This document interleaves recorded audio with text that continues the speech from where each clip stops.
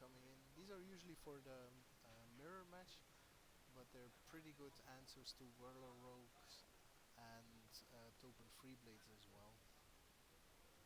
See some cards there that are suboptimal. Yeah, the Duresses aren't that valuable in this matchup either.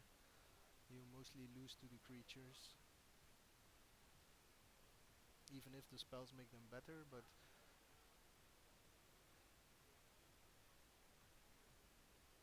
I think that was the instant that returns a permanent to your hand and gains you 6 life there as well. So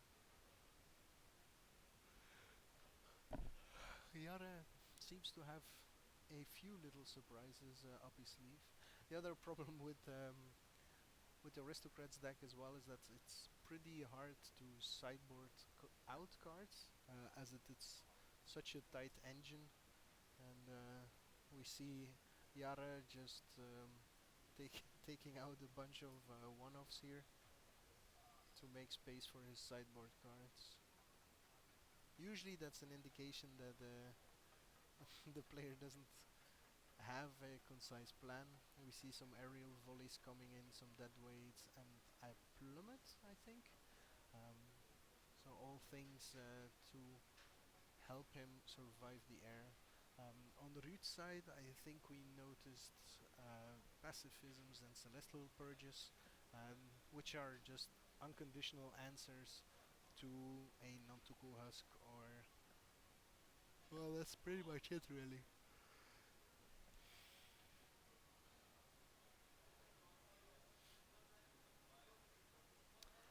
Ruud reconsidering some of his options here. I didn't see what he chose to change. If anyone spotted Ruud's plan, feel free to dump it in the chat. This is a team effort after all. I need all of you to help me out here.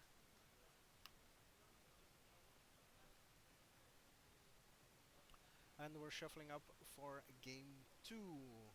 For those that just joined us, welcome to the Gentry ladder tournament. This is a budget version of standard that allows up to 4 rares and or mythics and 15 uncommons. Duplicates are allowed with the uncommons.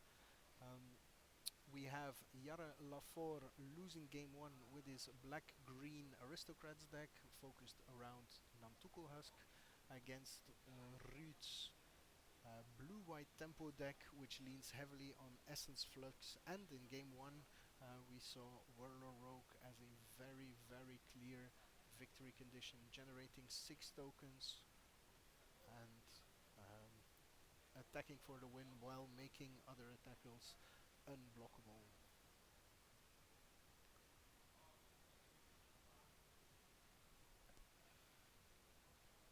So we'll see uh, how this influences the players uh, playing, because if Iarre is a bit too trigger happy with his removal, he might just run into a couple of very timely essence fluxes to kick him out of the game. And the other way around, if Ruud wants to get to his essence fluxes too fast, he might feel the wrath of some very painful removal. Especially the aerial volley can be really painful against this deck, taking out 2 top tier tokens and a sky spawner. Iarre looks to be keeping his opening 7, Ruud opting to go down to 6.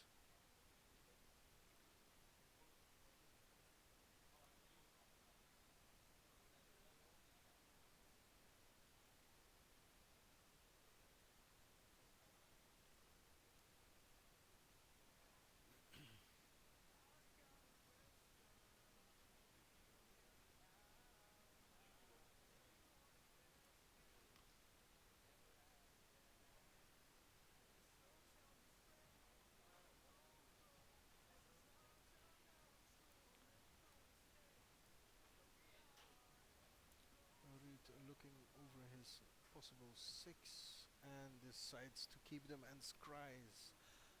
Iarre opens with the blister pot opening. Ruud answers with the investigator. Inspector.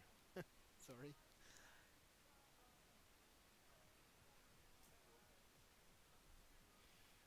The Duskwatch Recruiter comes in turn 2 for Iarre. It's a card with a lot of different uses in this deck. You can play turn 2, hope he gets to transform and then dump your hand. You can hold it back to generate some late game card advantage for you. There's a lot of options here.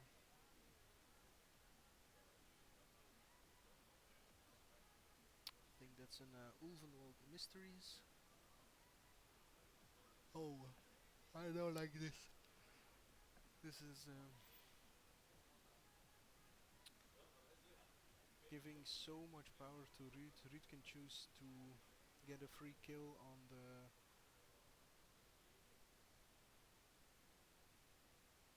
Yeah, Ruud can choose to get a free kill on the recruiter here, or um, get a free attack with the token free blade, where Ruud only has the blister pot. Now he would get an clue token off of that, so I guess the attack isn't that crazy from Iarre. I just the Discord recruiter in that deck is so valuable that it almost feels wrong to be sacrificing it to get rid of a token. Of course, that's a lot of the pressure that Ruud has on board taken care of, and Iarre can follow it up with excuse me, a Catacomb Sifter. Also notice that one of his lands there is Westvale Abbey, so he can start creating extra tokens and is threatening to transform it into Ormondal, the huge flying lifelink trampling monster. Hi Tom, welcome to the event. This is second round indeed. Both these players won their previous round.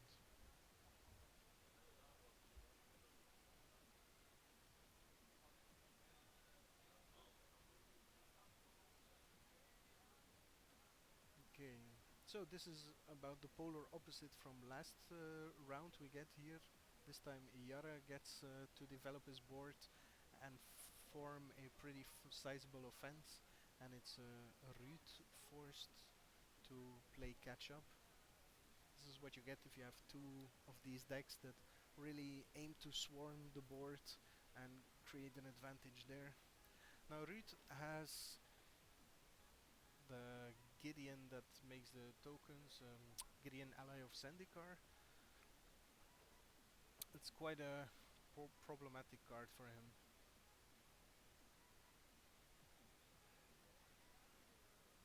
You would have been very welcome to join me here, Tom. I think that doing commentary together with you and Jelle as well are great improvements to the level of commentating we have so far. So much easier to have somebody to bounce ideas off and to pick up topics when there's slow moments in the match. So, Iarre here sacrificing his clue, gets a token, gets a card. So I think he can all in on the ally. One, two, but then he only deals a maximum of 3 damage and loses quite a bit. Yeah, it is tiring to keep talking and keep finding something to talk about.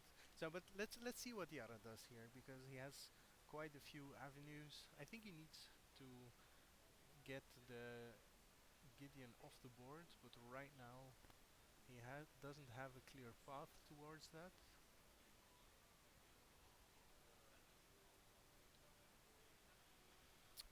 Throws in a non-Tuco. This gives him a lot better an attack for next round. We'll also have mana available.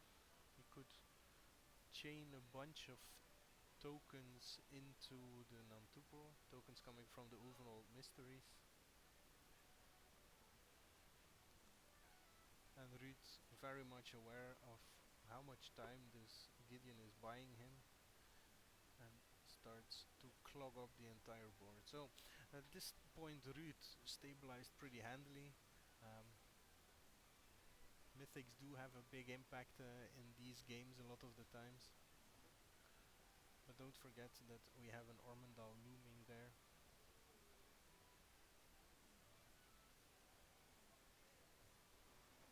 Now Ruud is playing blue and white, so the two colors that are pretty much best equipped to deal with Ormondal. So this could be a very realistic plan to get to victory. Yeah, that's true. It's not that easy a choice. So yeah, he does choose to go for the Ormondal. So just a quick check. The Ormondal, doesn't it have trample? Ormondal, let's have a quick check. Ormondal has flying lifelink, indestructible haste. I thought it has trample as well. Okay, so yeah, in that case the chump blockers are extremely painful.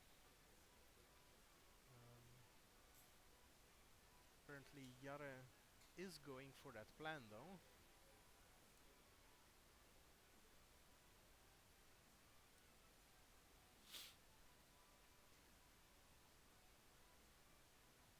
He's also generating quite a bit of backup with a bunch of clues. So even if the Ormondal gets answered, he'll have quite a bit of backup.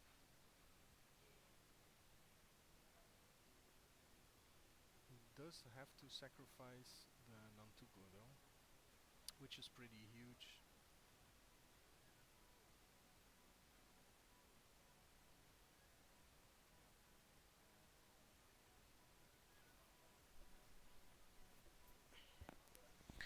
And he's attacking with it.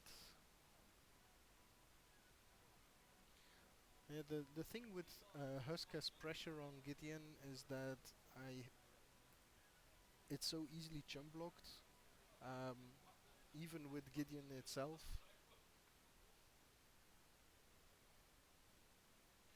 That's why I like to try and fit in Rogue's Passage in this deck, but with the number of good and commons that it already needs to play, that's so rarely an actual option.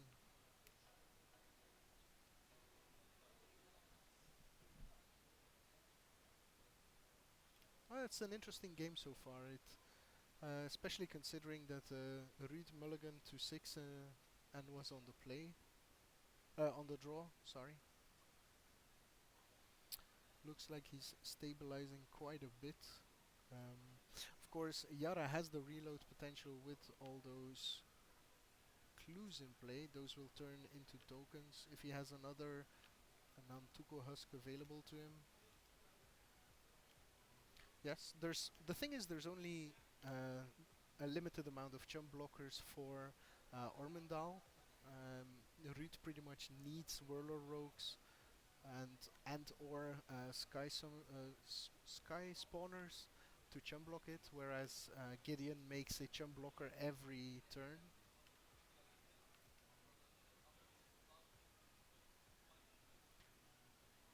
Well, a lot more vulnerable is a bit double, since Iarre is gaining 9 life per turn here.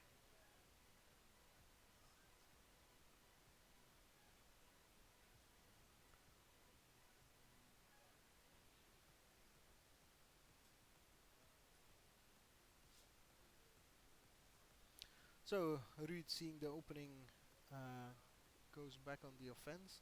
Interestingly, he's attacking with the Topter token as well, which is a very bad sign for Iarre.